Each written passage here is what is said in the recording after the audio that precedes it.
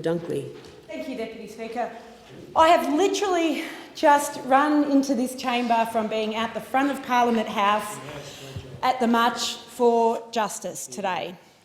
It's a march and a rally where women are asking for their voices to be heard. They're just asking for some acknowledgement, particularly from this Morrison government and particularly from the Prime Minister, about the experiences that too many women have on the streets, in restaurants, in nightclubs, in their homes and in their workplaces that have their genesis in gender inequality and that manifest as harassment, as assault and tragically often as rape.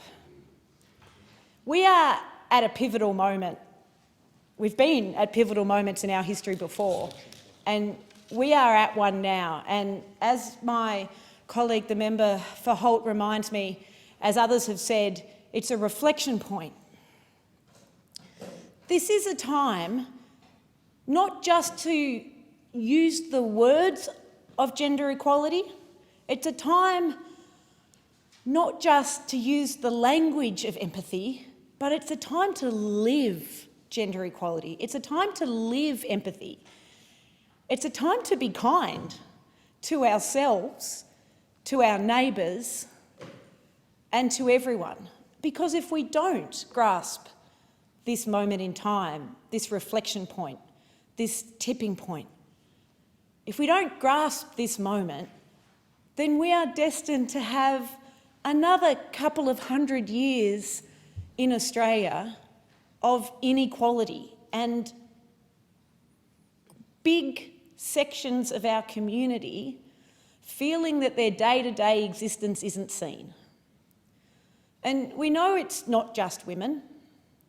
We know that our First Nations people have been struggling for centuries to have their history before white man acknowledged and their history since white man acknowledged.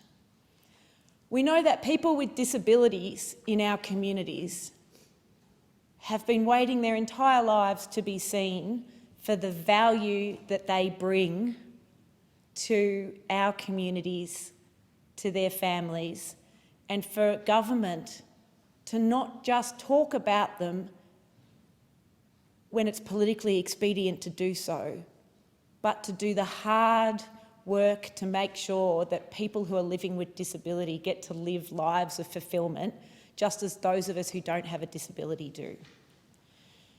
We know that people who are gay and lesbian and transgender are still struggling to be accepted. They don't want everyone else to live the lifestyle that they live.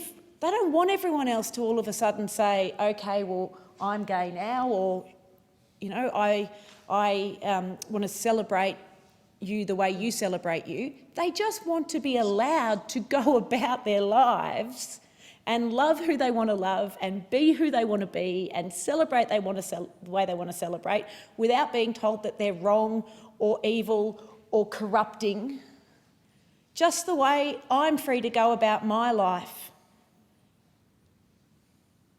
without being told those things because I'm straight. That's what gay and lesbian and transgender people want. We know that people of colour in our community, from First Nations through to the waves and waves of immigrants that have made our country a magnificent multicultural community, just want to be heard and accepted within a community that too many times still, unfortunately, judges other. I was at an International Women's Day event in Frankston North on Thursday when one of the amazing young women who spoke at that event said, "Why can't we just love each other more? Why can't we just be loved?" And at another event that same day, a young man, he must have been about 12, at a gender equality forum said, "Why do we all judge each other so much?" If those young people can ask those questions, why can't our government not only ask those questions, but genuinely dedicate itself to be part of the answer? We just need to be kinder to each other.